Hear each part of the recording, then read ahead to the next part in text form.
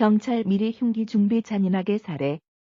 범죄 예방 등 공공리에 고려해 공개 유가족 경찰 책임 규명을 청청원 경찰이 신변보호를 받던 30대 여성에게 흉기를 휘둘러 숨지게 한 혐의로 구속 수감된 김병찬 35 사진의 신상을 24일 공개했다.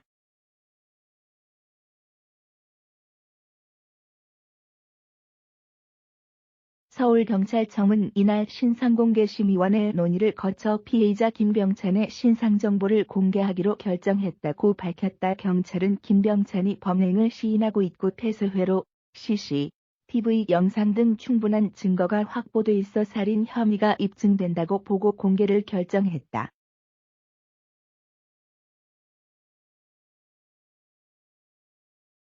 경찰 관계자는 피해자가 미리 흉기를 준비한 뒤 피해자의 주거지에 찾아가 잔인하게 살해하는 결과가 발생했다며 신상 공개를 통해 얻는 범죄 예방 효과 등 공공의 이익을 고려했다고 설명했다.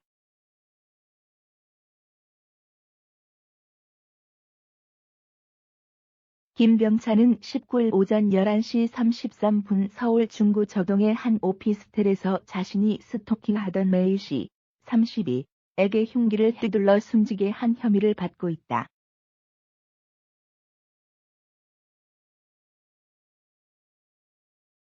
김병찬은 범행이 우발적이었다고 주장하고 있는 것으로 전해졌다. A씨의 유가족은 이날 청와대 국민청원 게시판에 계획적이고 잔인한 스토킹 살인범에게 살해당한 고인과 유족의 억울함을 호소합니다라는 제목의 글을 올려 사건 당시 경찰의 대응을 비판했다.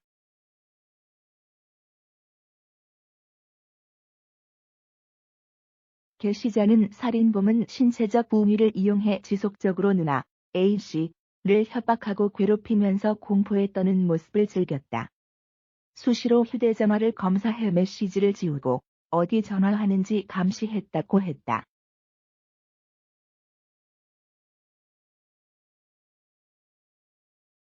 A씨가 증거 제출을 위해 남겨놓은 기록에는 김병찬이 난 너 없으면 못 산다. 헤어질 바엔 죽겠다. 하지만 혼자 죽기는 억울하니 널 죽이고 나도 죽겠다고 했다는 내용이 있다고 적었다.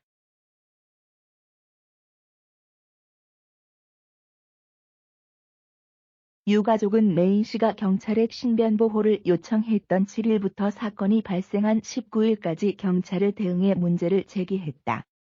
A씨가 7일 김병찬에게 협박을 당해 경찰에 신고하면서 공포감에 횡설수설하자 한 경찰관이 A씨에게 진짜 협박을 받은 게 맞냐고 물었다고 한다.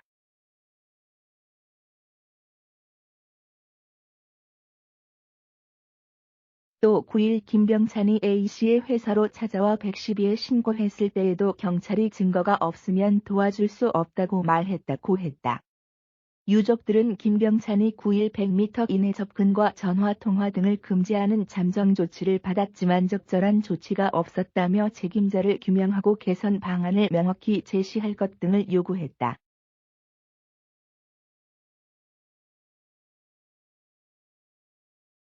경찰 관계자는 이런 주장에 대해 해당 대화는 실제로 없으며 대신 경찰을 보내주겠다.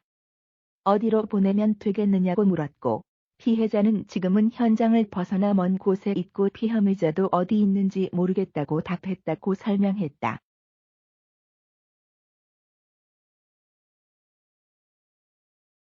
당시 통화했던 112 접수자는 A씨에게 현재 상황에선 신고에 대해 할 수 있는 건 없는데 저녁이나 내일 출근할 때 경찰에 도움이 필요하면 다시 연락하면 도와주겠다고 응답했고 실제로 9일 저녁 경찰이 집까지 동행했다고 한다.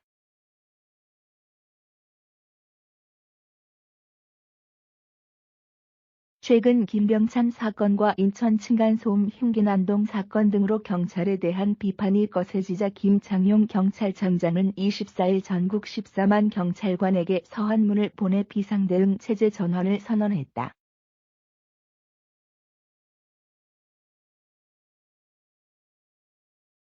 김 청장은 서한문에서 두 사건 모두 국민이 가장 필요로 하는 순간에 경찰이 현장에 있지 못했다며 경찰관의 자세와 교육훈련 출동 재개 등을 심층적으로 살피고 즉시 개선할 수 있는 부분부터 확실히 일신해 나가겠다고 했다.